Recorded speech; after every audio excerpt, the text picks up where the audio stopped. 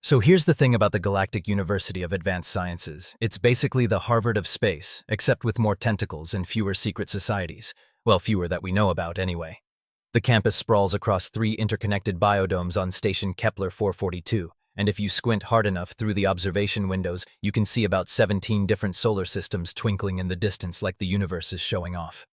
Which brings us to Xenobiology 301, a class that should probably come with a better insurance policy. Professor Klendathu stood at the front of the lecture hall, all 6 of his chitinous legs clicking against the floor in what I assume was his species' version of pacing nervously. He looked like someone had crossed a praying mantis with a university administrator and then given the result a really unfortunate tweed jacket. His compound eyes gleamed with what I'd learned to recognize as barely suppressed panic masked as academic confidence. "Today, students," he announced, his mandibles clacking with each syllable, "we will be observing a live specimen of one of the galaxy's most feared predators. But fear not. The containment protocols are absolutely, completely, 100% foolproof. I'm Jake Torres, by the way, human, from Earth. Yes, that Earth. The one everyone in the galaxy thinks is basically the cosmic equivalent of a maximum security prison planet, where evolution got really drunk and decided to make everything either poisonous, venomous, or large enough to step on you. I'm here on the Galactic Exchange Student Program, which is either a great opportunity for cultural learning or an elaborate reality show for alien entertainment. I haven't figured out which yet." Sitting next to me was Pip, who looked like someone had shrunk a rabbit, given it purple fur, and then told it that literally everything in the universe was out to get it. Which, to be fair, is basically Pip's species' entire evolutionary strategy. Be small, be cute, be absolutely convinced that death is imminent at all times. His ears were already flattening against his head, and we hadn't even seen the dangerous thing yet.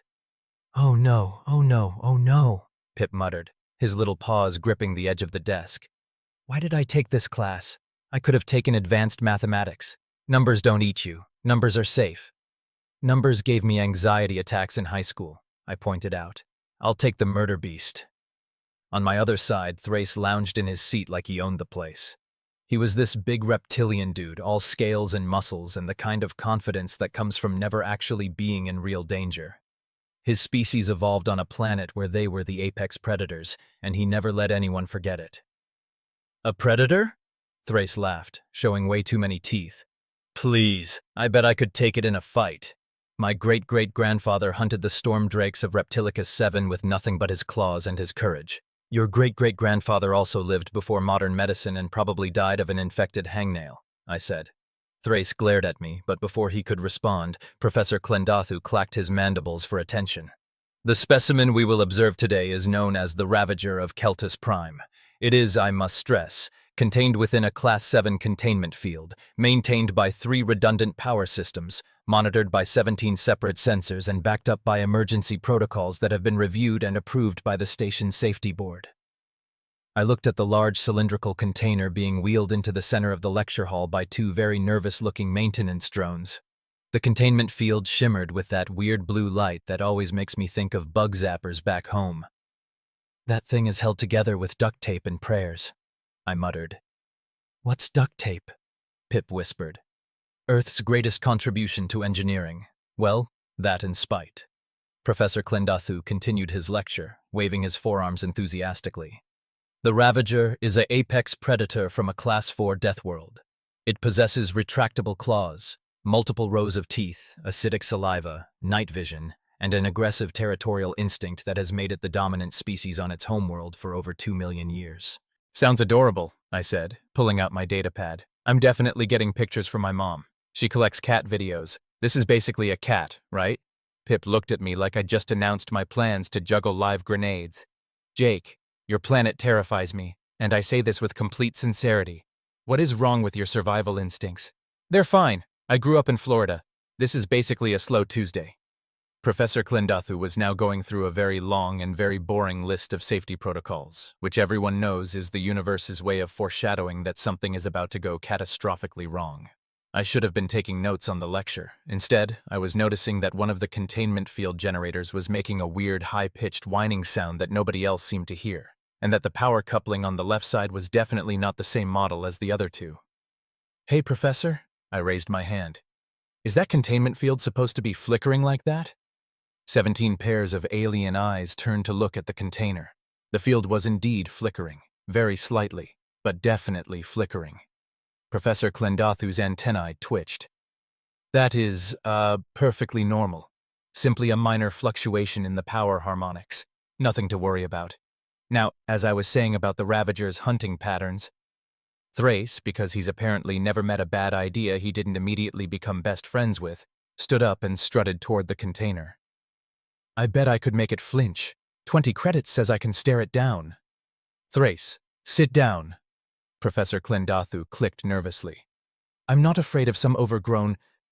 That's when the containment field made a sound like reality hiccuping, flashed bright purple, and then died completely. The Ravager of Keltos Prime looked at all of us through the now transparent cylinder. We looked back. Huh, I said, raising my datapad to take notes. This is about to get interesting. For about 3 seconds, nobody moved. The Ravager of Keltos Prime stood perfectly still inside its now completely non-functional containment cylinder, and the entire lecture hall held its collective breath. Well, those of us who breathed. I'm pretty sure Professor Klendathu's species absorbed oxygen through their exoskeleton or something, but the principle was the same. The creature was, I had to admit, pretty impressive. About the size of a grizzly bear, covered in midnight black fur that seemed to absorb light, with 6 legs that ended in claws that looked like they could open a can opener. Its face was all teeth and eyes, way too many of both, arranged in a pattern that evolution had clearly designed specifically to trigger every prey species' nightmare receptors. Nobody panic, Professor Klendathu announced in the tone of someone who was absolutely panicking. The secondary containment protocols will engage momentarily. This is all part of the planned demonstration. Yes, very educational. Everyone remain calm and... The cylinder shattered. I'm not talking about a crack or a small break. I mean the entire thing exploded outward in a shower of transparent fragments that scattered across the lecture hall like the world's most dangerous confetti. The Ravager shook itself, stretched all 6 legs in a way that reminded me of my neighbor's cat after a nap, and let out a roar that sounded like a garbage disposal trying to process a trombone. Secondary protocols activated, an automated voice announced helpfully. Nothing happened. Secondary protocols experiencing technical difficulties. Please stand by. I'm not standing anywhere, Pip shrieked and bolted for the exit. This, as it turned out, was the signal everyone else had been waiting for. The lecture hall erupted into complete chaos.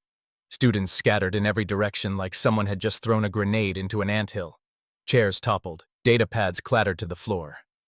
Someone from the back row, I think it was one of those floating gas bag aliens from Sector 9, literally deflated from stress and went rocketing around the ceiling, making a sound like a whoopee cushion in a wind tunnel.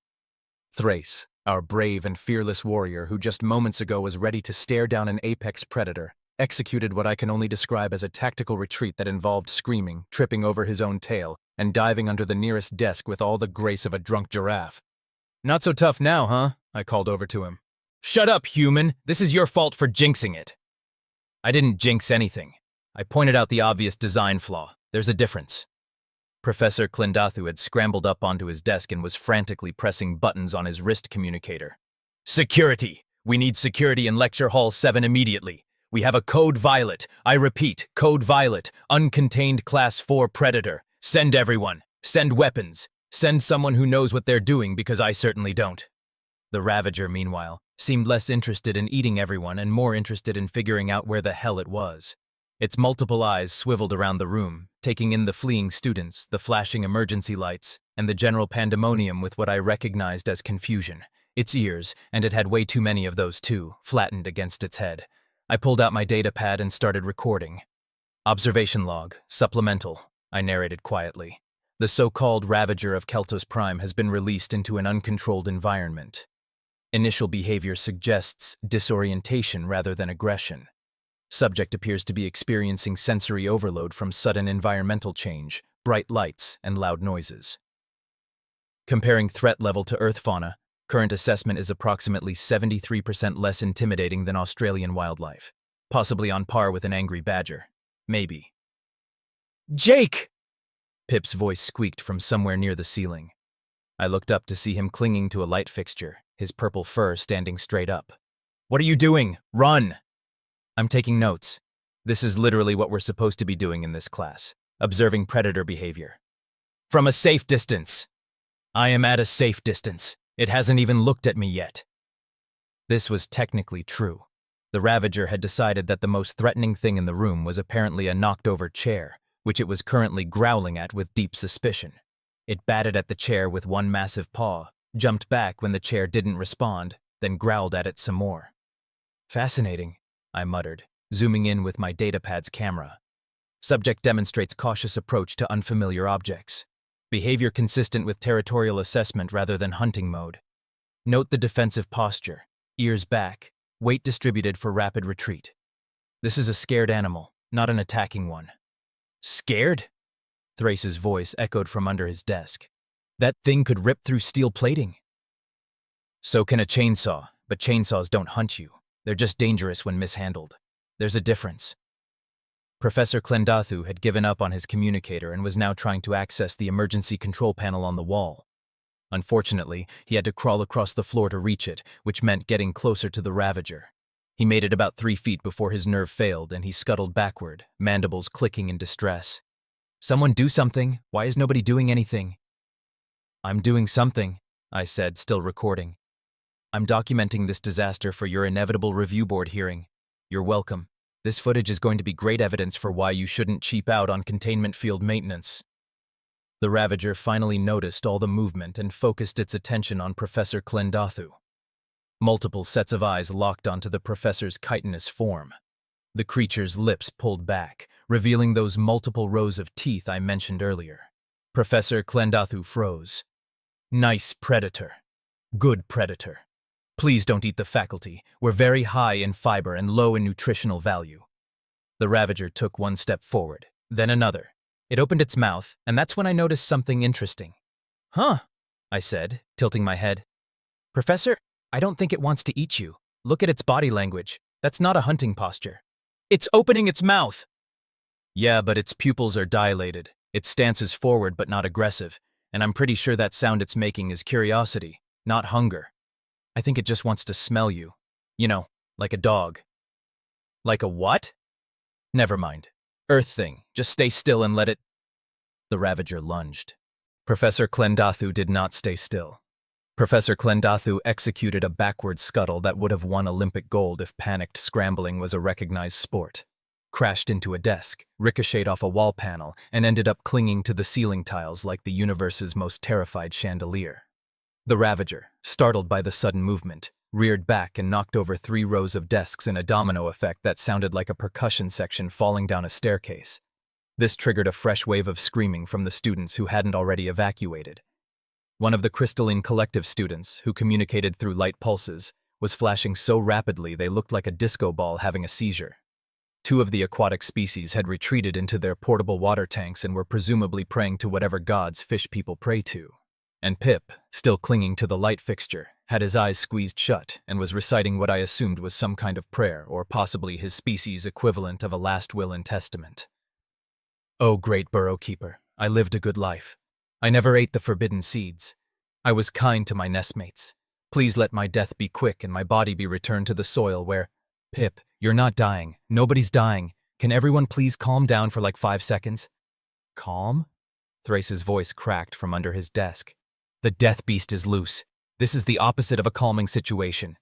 The Ravager, now thoroughly confused by all the noise and movement, backed itself into a corner and let out a sound that was half roar, half whimper. Its multiple eyes darted around the room, trying to track 17 different fleeing targets at once. Every muscle in its body was tensed, and its claws were fully extended, gouging marks into the floor. Classic fear response. I'd seen the same behavior from dogs caught in thunderstorms back home. Okay, everyone shut up for a second, I said. Not that anyone was listening to me. I raised my datapad and continued my observations. Subject is now exhibiting clear signs of acute stress and sensory overload. Defensive posturing has increased. Threat displays are reactive rather than proactive. The creature is cornered and frightened, which paradoxically makes it more dangerous than if it were hunting. Note to self, explain to aliens the concept of scared straight into fight mode if we all survive this. The emergency alarm was still blaring, which definitely wasn't helping. Red lights flashed in a pattern that seemed scientifically designed to trigger seizures. The automated voice kept repeating its useless warnings. Danger! Uncontained predator. Seek shelter. Do not approach. Danger. Uncontained predator. Yeah, thanks, robot voice. Super helpful. What would we do without you? Professor Clendathu, still plastered against the ceiling, managed to activate his communicator again. Security. Where is security? It's been at least 90 seconds. Station security response time is 5 to 7 minutes, Professor. The communicator crackled back. Please remain calm and follow evacuation protocols. Evacuation? The exits are blocked. The beast is between us and the doors. This was technically true. The Ravager had positioned itself, probably unconsciously, in the direct path between most of the remaining students and the main exit.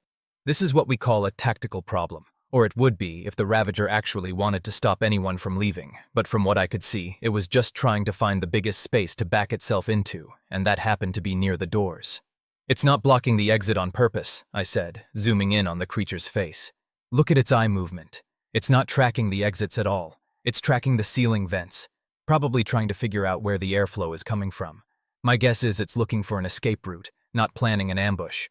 Your guess? Thrace yelled. Your guess? Forgive me if I don't bet my life on your xenobiology theories, human. My theories are based on basic animal behavior that anyone who's ever owned a pet would understand. This thing is a big scared animal in a strange place with bright lights and loud noises and people screaming at it.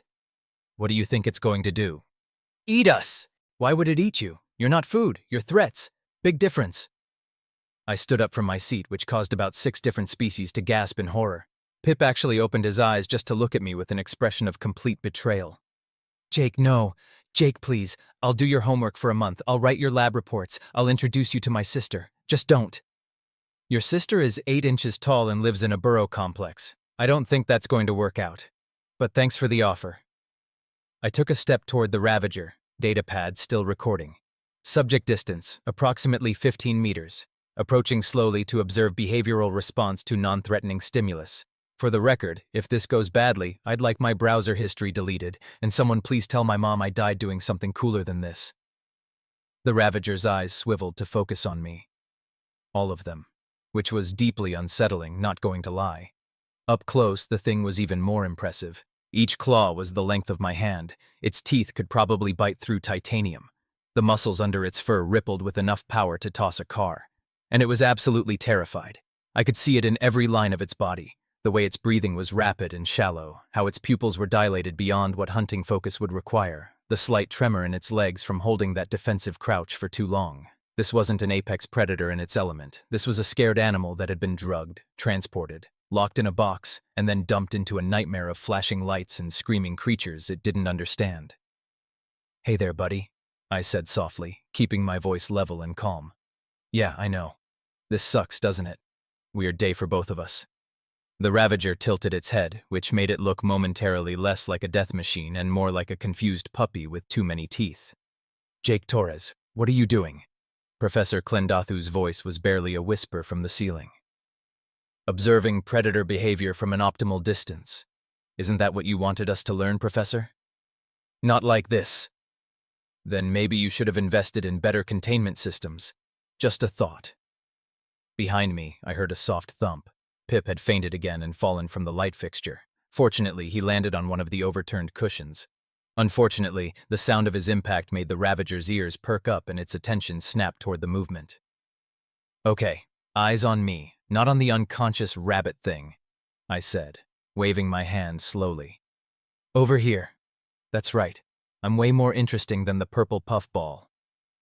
The creature's multiple eyes tracked my movement. Its nose, and yeah, it had multiple nostrils too because apparently evolution on Keltos Prime was just showing off, twitched as it scented the air. I took another step forward, and that's when things got really interesting. The Ravager watched me approach with what I can only describe as aggressive confusion. Its body language was screaming, "Stay back," while its actual behavior suggested it had no idea what to do with a creature that wasn't running away or attacking. Okay, so here's what I'm seeing. I narrated into my datapad because if I was going to die, I was at least going to turn in a really good lab report first. Subject responds to calm approach with curiosity rather than aggression. Posture still defensive but decreasing in intensity. Compared to North American black bear encounter protocols, similarities are honestly remarkable. Did he just compare the Ravager to a bear? Someone whispered from behind an overturned desk. What's a bear? someone else whispered back. Based on context, apparently something humans are casual about. I pulled my lunch container from my bag, moving slowly and deliberately. The Ravager's eyes tracked the movement, its nostrils flaring wider. Inside was the sandwich I'd made this morning. Peanut butter and some kind of alien fruit preserve that tasted vaguely like strawberries, if strawberries were purple and grew on trees that screamed when you picked them. Note for research paper, I continued. Subject demonstrates food motivation response. Olfactory system highly developed, reacts immediately to food scent. Aggression decreasing as food interest increases. This is, and I cannot stress this enough, literally just classical conditioning. We teach this to earth dogs in puppy kindergarten. It's not a dog, Jake, Pip's voice squeaked. He'd apparently regained consciousness just in time to witness my continued terrible life choices. No, but predator psychology is surprisingly consistent across species. Fear, hunger, territorial instinct, these are pretty universal. You just have to figure out which one you're dealing with. I tore off a piece of the sandwich and tossed it gently toward the Ravager, making sure it landed about 2 meters in front of the creature. The Ravager's eyes tracked the arc of the food, watched it land, then looked back at me with an expression that somehow conveyed both suspicion and interest. Go ahead, it's pretty good. Well, the peanut butter is from Earth, so it's great. The space jam is weird, but you get used to it. The creature leaned forward, stretched out its neck, and yes, it had a disturbingly long neck. Thanks for that nightmare. Evolution. And sniffed the sandwich piece. Then, very delicately for something with claws that could shred steel, it picked up the food and ate it. Professor Klendathu made a sound like a tea kettle achieving consciousness. He's feeding it. The human is feeding the death beast. I'm hallucinating. I've finally had my nervous breakdown. This is it. You're not hallucinating, Professor. I'm using positive reinforcement to establish trust and reduce aggressive responses. It's literally day 1 of animal training. Did nobody else in this class ever have a pet? Thrace poked his head out from under the desk. My species are the apex predators of our world. We don't have pets. We are the pets. I mean, we're not pets. We're the... You know what I mean. Yeah, and that's your problem. You never learned that most predators don't actually want to fight. Fighting is expensive, energy-wise. Most animals would rather just eat and sleep and avoid unnecessary conflict. I tore off another piece of sandwich. Watch this. I tossed the second piece a little closer to me. The Ravager hesitated, looked at me, looked at the food, then made a decision. It took 3 cautious steps forward and ate the second piece. Subject demonstrates trust-building response, distance between human and predator decreasing, no aggressive displays, body language shifting from defensive to neutral curious. Honestly, if you scaled this thing down and gave it fewer teeth, it would be adorable. I'd totally have one as a pet. Your planet is insane, Pip muttered. Our planet has bears, wolves, big cats, crocodiles, hippos, cassowaries, and geese. This thing barely cracks the top 20 threatening animals list. I'm from Florida. We have alligators in our golf courses and nobody bats an eye.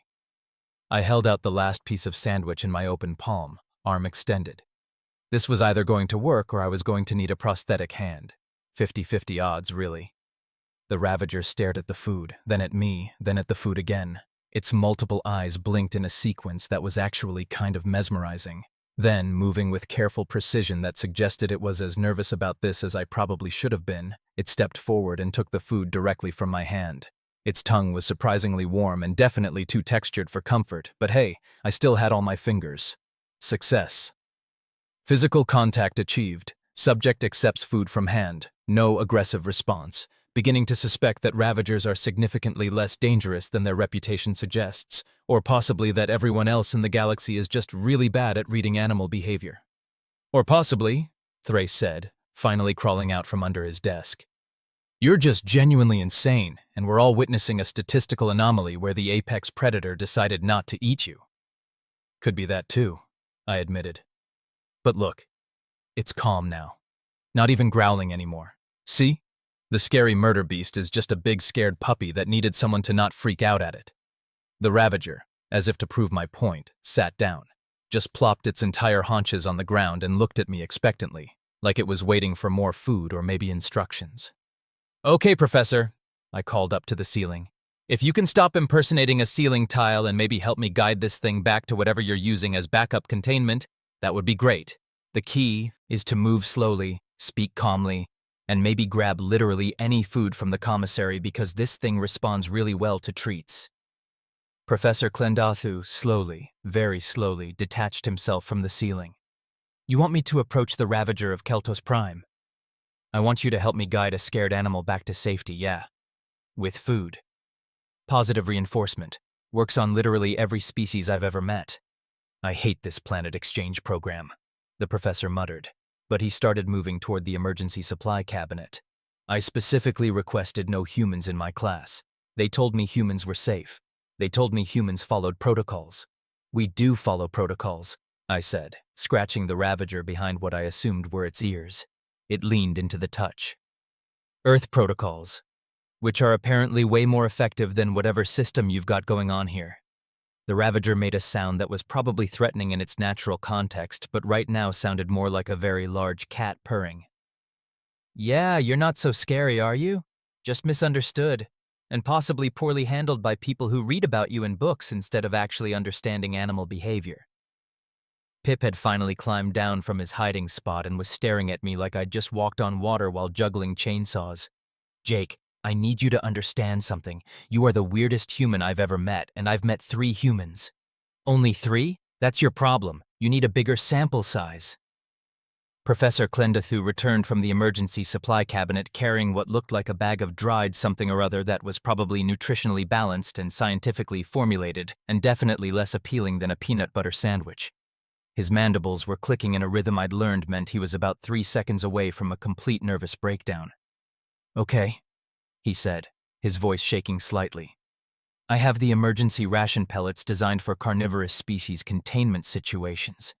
Now what? Human who apparently knows more about my job than I do. First, maybe don't lead with the sarcasm when I'm the only thing standing between you and becoming a chew toy. Second, just toss a few pellets in a trail leading back toward wherever you're planning to put this big guy. Think Hansel and Gretel, but with less witch-eating and more common sense. I don't know what that means. Earth fairy tale. Not important. Just make a food trail. The professor started laying out pellets in a line leading toward the secondary containment area at the back of the lecture hall. The Ravager watched with interest, its multiple eyes tracking each pellet as it hit the floor with a soft clicking sound. Good, I said, keeping my hand on the creature's head. The fur was surprisingly soft under all that intimidating nightmare aesthetic. Now, buddy, you see those tasty snacks? Yeah? Why don't we go check those out? I took a step toward the pellet trail. The Ravager looked at me, looked at the pellets, then stood up and followed. Just like that. No drama, no violence, just a big scary predator following the person who'd been nice to it and offered it food. It's actually working, Pip whispered in a tone of religious awe. He's walking the death beast like a pet. Because it is basically a pet, I said, guiding the Ravager forward step by step. It's a large predator that's food-motivated and responds to positive interaction. Literally every dog owner on Earth knows this playbook. Thrace had emerged fully from his hiding spot now and was trying very hard to look like he'd been planning to help all along. Yes, well, I was just about to suggest that exact approach. The food motivation technique is quite obvious when you think about it strategically. You were under a desk crying. I was assessing the situation from a tactical vantage point. You called for your mother, in 3 different languages. That's taken out of context. The Ravager and I made slow but steady progress across the lecture hall, following the pellet trail. Professor Klendathu walked backward ahead of us, laying out more pellets and occasionally making nervous clicking sounds that I'm pretty sure were prayers. Note for final observation log, I narrated, still recording. Successful de-escalation of potentially dangerous situation using basic Earth animal handling techniques. Subject responds positively to calm demeanor, food rewards, and non-threatening body language. Recommend mandatory animal psychology training for all xenobiology staff. Also recommend actual maintenance on containment systems, but that seems obvious. We reached the secondary containment area, which was basically a reinforced steel cage that looked significantly more secure than the high-tech force field that had failed spectacularly. The professor opened the door and tossed several handfuls of pellets inside. Okay, big guy, I said to the Ravager. I know cages aren't fun, but this is temporary until they figure out proper housing for you. And hey, at least it's got food. The Ravager looked at the cage, then at me, then back at the cage. It made a low rumbling sound that could have been threatening or could have been contemplative. Hard to say with multiple vocal cords. I know. But check it out. Food. I pointed at the pellets. And probably they'll give you more food, because if they don't, I'm going to have words with the administration about proper animal care standards. The creature took one step toward the cage, then hesitated. Its ears flattened again, and I could feel the tension returning to its muscles. Hey, it's okay, I said quietly, scratching behind its ears again. I get it. Small spaces are scary after being stuck in that broken container, but this is better than having security show up with stun weapons, right? Those hurt. I've been tased. Long story. Wouldn't recommend it. I pulled out the last bit of my sandwich. I'd been saving some crust, and tossed it into the cage. The Ravager watched the food arc through the air, land in the cage, and made a decision. It walked into the containment area and started eating. Professor Klendathu slammed the door shut so fast he nearly caught his own leg in it. Multiple locking mechanisms engaged with heavy metallic clanks. Force fields hummed to life. These ones actually seemed to work. And warning lights changed from red to amber. It's contained, the professor breathed. By all the gods of academic tenure, it's actually contained. See? Not that hard when you don't treat every predator like a mindless killing machine. I uploaded my observation notes to the class database. There you go, Professor. Complete behavioral documentation, including video evidence and detailed analysis. Consider it my lab report. Professor Klendathu stared at me with an expression that might have been respect or might have been the onset of a migraine. With compound eyes, it was hard to tell. Jake Torres, he said slowly. You violated approximately 47 safety protocols, ignored 3 direct evacuation orders, approached an uncontained Class 4 predator, and fed it your lunch. Technically, it was my sandwich. Lunch implies multiple courses. You also, he continued, mandibles twitching, successfully calmed and contained the creature using methods that, while completely unauthorized and potentially insane, were undeniably effective. So is that a pass or fail on the lab assignment?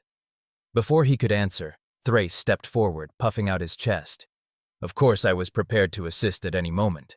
My tactical analysis of the situation indicated that the food-based approach was optimal, which is why I was carefully observing to ensure. You hid under a desk and whimpered, I interrupted. I did not whimper. That was a battle cry. A very quiet, strategic battle cry. You literally said, and I quote, I don't want to die, I haven't even made it yet. Pip snorted, which turned into a giggle, which turned into full-blown laughter.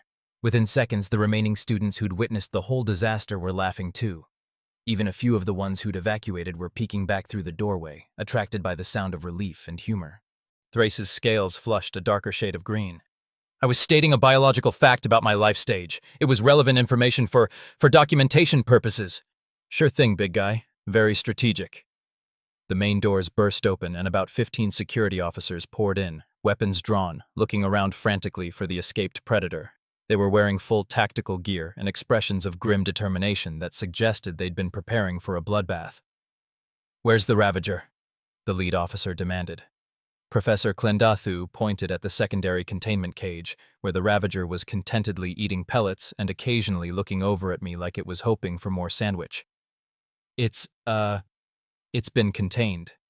Contained? How? We were preparing for a full suppression protocol. The human fed it peanut butter. Pip offered helpfully. The security team stared at me. I waved. So, I said into the awkward silence, are we done here or do I need to fill out paperwork because I've got another class in 20 minutes and I'd really like to grab more lunch before then. That was my whole sandwich. So here's the thing about becoming the guy who calmed down a death beast with a peanut butter sandwich. It doesn't exactly lead to a quiet rest of your semester.